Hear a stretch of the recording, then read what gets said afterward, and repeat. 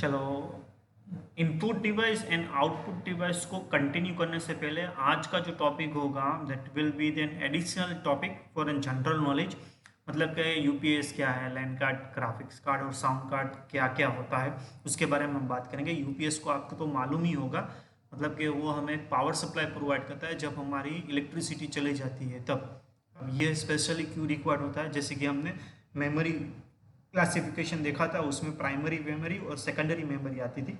और जनरली जो secondary memory थी वो सब after an losing an electricity हमारा जो डेटा था डिस्ट्रॉय नहीं करता था।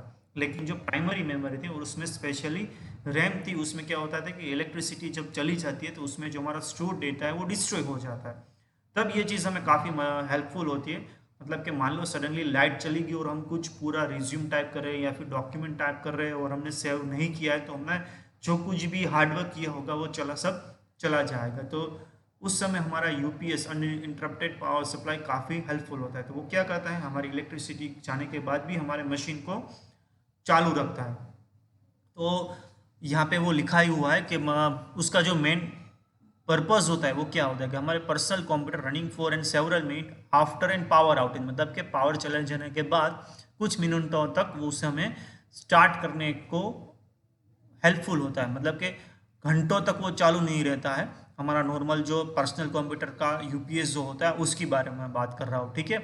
Enabling you to save the data that is in your memory and shut down your computer gracefully. मतलब कि कई बार ऐसा होता है कि झर्क आने की वजह से हमारी ऑपरेटिंग सिस्टम ठीक से शट डाउन नहीं होती है और उसकी कुछ फाइल है वो करप्ट हो जाती है, और बाद में हम जब रिज्यूम करते हैं तो वो ऑपरेटिंग सिस्टम ठीक से चालू नहीं होती है और हमें फिर से उसे रीइंस्टॉल करना पड़ता है या फिर उसका जो इनबिल्ट रिपेयर मोड होता है उसे रिपेयर करवाना पड़ता है। तो अगर वो हमारे ऑपरेटिंग सिस्टम क्रैश ना हो उसके लिए क्या लिखा है यहाँ पे, ग्रेसफुली उसे अगर हमें शट डाउन करना है, मतलब प्रॉपरली शट डाउन करना है, सब एडिशनल एप्लीकेशन को बंद करो, बाद में ऑपरेटिंग सिस्टम को शट डाउन करो, तो सब फाइल प्रॉपरली क्लोज हो जाने के बाद जो हमारी कुछ फाइल जो करप्ट होती है वो करप्ट नहीं होती है। नेक्स्ट में यहाँ पे और क्या है, यहाँ पे अगर आप इमेज देखोगे तो एक यहाँ पे यूपीएस की एक छोटी सी इमेज दी हुई है। अब ये पिन, दो पिन है वो कुछ अलग दी हुई है, ये तीन पिन का सेट दिया है। मतलब कि ये दो पिन होगी ना वो सिंपल हमारे पावर एक्सटेंशन बोर्ड के जैसे काम करेगी। सब में लिखा होता है कि ये वाली पिन है उसमें आपको बैकअप नहीं मिलेगा, सिर्फ वो एक्सटेंशन पिन दी है। मतलब कि बैटरी जो होती है इसकी यूपीएस की ये 6 पिन में कनेक्टेड होती है, ये 2 पिन में कनेक्टेड नहीं होती है। जहाँ तक हमारी इलेक्ट्रिसिटी अवेलेबल है तो ये 2 पिन वाले जो डिवाइस हो गया, मतलब कि आपको प्रिंटर लगाना है या फिर स्कैनर लगाना है तो आप इस पे लगाओ। अब आपका एलईडी है, मतलब कि आपका मॉनिटर है, आपका डेस्कटॉप मशीन है, वो कुछ भी अगर आपको लगाना है तो आप यहाँ पे ये 6 पिन है उसमें से कहीं भी आप लगाओ, तो वो आपका जो कुछ भी है मशीन वो बंद नहीं होगा। अब ये जो यूपीएस है जनरली दो टाइप्स के आते हैं। पहला जो आता है स्टैंड बाय पावर सिस्टम आता है, जो दूसरा आता है ऑनलाइन यूपीएस। अब ये जो ऑनलाइन है इसे हम एक्चुअली इन्वर्टर कह सकते हैं, ठीक है। इन्वर्टर मतलब कि क्या, बड़े वाली साइज का जो आता है, जो हमारे पंखे को या फिर रेफ्रिजरेटर को या फिर एसी को घंटों तक चालू रख सकता है, बड़ी कैपेसिटी वाला जो आता है। अब दोनों में डिफरेंस क्या होता है, जो हमारे जनरली डेस्कटॉप में जो यूपीएस हम लगाते हैं छोटा वाला जो 1500 की कॉस्टिंग का अप्रोक्सीमेटली आता है, उसे हम क्या बोलते हैं, स्टैंड बाय पावर सिस्टम। उसमें क्या होता है कि वो कंटिन्यूसली हमारी पावर सिस्टम पावर इलेक्ट्रिसिटी को मॉनिटर करता है, और जैसे इलेक्ट्रिसिटी उसे अवेलेबल नहीं होती है वो कुछ ही मिली सेकंडों में हमारे सिस्टम को बैटरी पे ले लाता है। हमें एक छोटा सा झर्क दिखेगा लेकिन हमारी जो सिस्टम होगी वो शट डाउन नहीं होगी, हमारी सिस्टम होगी वो कंटिन्यूसली चालू ही रहेगी। और हमें दूसरा जो ऑनलाइन यूपीएस आता है उसमें क्या होता है कि अगर इलेक्ट्रिसिटी अवेलेबल है फिर भी वो उस हमारा जो बैटरी होता है ना उसके थ्रू हमें पावर सप्लाई वो मॉनिटर करेगा। मतलब कि कुछ झर्क जैसा हमें नहीं मिलेगा, वो काफ़ी महंगा भी आता है और काफ़ी लार्ज कैपेसिटी तक हमें बैटरी बैकअप हमें वो प्रोवाइड करता है। नेक्स्ट में अगर हम देखें तो यहाँ पे लैन कार्ड दिया गया है। यहाँ पे जो बीच वाला जो लैन कार्ड है उसे नॉर्मल लैन कार्ड आप बोल सकते हैं, ठीक है। यहाँ पे आप उसकी पिन जो है वो भी देख पाएंगे, और यहाँ पे जो है उसे आप बोल सकते हो बूट रोम, वो भी एक लैन कार्ड ही है, पुराना वाला है, आज की डेट में कहीं यूज़ होता नहीं है। ठीक है, ये बूट रोम है। और यहाँ पे जो आप देख सकते हो वो एक आप कह सकते हो स्टेशन है डम टर्मिनल का, बाद में एक्सप्लेन करता हूँ। लेकिन जो लैन कार्ड है वो क्या है basically, is a door to connect computer into a network. मतलब कि किसी भी कंप्यूटर में अगर कंप्यूटर को नेटवर्क में लाना है तो उसके लिए लैन कार्ड हमें कंपलसरी रिक्वायर्ड है, जो हमने देखा था प्रीवियस वीडियो में, डिफरेंट पोर्ट्स एंड केबल वाले टॉपिक में हमने ये देखा था। ठीक है, उसमें क्या था, हमने RJ45 कनेक्टर बताया था, नेटवर्क की स्विच बताई थी, लैपटॉप में RJ हमारा नेटवर्क का केबल कहाँ लगता है, डेस्कटॉप में भी कहाँ लगता है उसकी मैंने पिन बताई थी। तो अगर वो पुराने वाले मशीन में क्या था, वो इनबिल्ट नहीं आता था, तो उसमें उसके उसके लिए क्या करना पड़ता था, हमें ये लैन कार्ड एडिशनली लगवाना पड़ता था। बाद में हमारा जो कुछ भी सिस्टम था वो नेटवर्क में हम ला पाते थे। अब वायल WLAN मतलब क्या वायरलेस लोकल एरिया नेटवर्क, मतलब कि उसमें कुछ केबल लगाना नहीं पड़ता था। लेकिन उसका मतलब नहीं है कि आपकी मशीन में लैन कार्ड नहीं है, लैन कार्ड तो होता है लेकिन एडवांस टेक्नोलॉजी का होता है, मतलब कि without any kinds of wire आप हॉटस्पॉट से जो आपका मोबाइल का नेटवर्क जो आपके लैपटॉप से जो कनेक्ट करते हो दैट इज एन WLAN। ठीक है, मतलब कि विदाउट अ वायर्ड कनेक्शन आपको अगर इंटरनेट या फिर आपको नेटवर्क में आना है तो वो भी आप पॉसिबल है।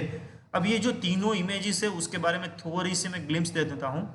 पूरा फर्स्ट जो मिडल इमेज है वो एक्चुअली नॉर्मल लैन कार्ड है, जो फर्स्ट इमेज है वो बूटरम है, मतलब कि डम टर्मिनल का मैंने काफ़ी समय पहले एक टॉपिक मैंने एक्सप्लेन किया था। मतलब कि जो हमारा रेलवे का PNR स्टेटस देखने का जो एक मशीन होता है रेलवे में, ठीक है, उसमें क्या करना पड़ता है, सिर्फ PNR एंटर करना पड़ता है और हमारी जो टिकट होती है उसका हमें स्टेटस दिखता है।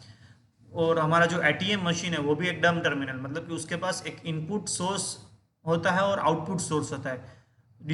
स्टोरेज कैपेसिटी, प्रोसेसिंग कैपेसिटी कुछ होती नहीं है। तो वो कैसे ऑपरेट करता है, तो ये जो बूटरोम होता है, मतलब कि यहाँ पे जो खाली जगह पे यहाँ पे IC की जो दिखती है, ठीक है, वो मैन्युफैक्चरिंग खुद का जो सॉफ्टवेयर होता है उसकी IC यहाँ पे रोम लगाएगा, रीड ओनली मेमोरी। ठीक है, वो प्रोम भी हो सकती है, ई प्रोम भी हो सकती है, ई रोम भी हो सकती है, मतलब electrically erasable read only memory कुछ भी हो सकता है, लेकिन वो रोम होता है।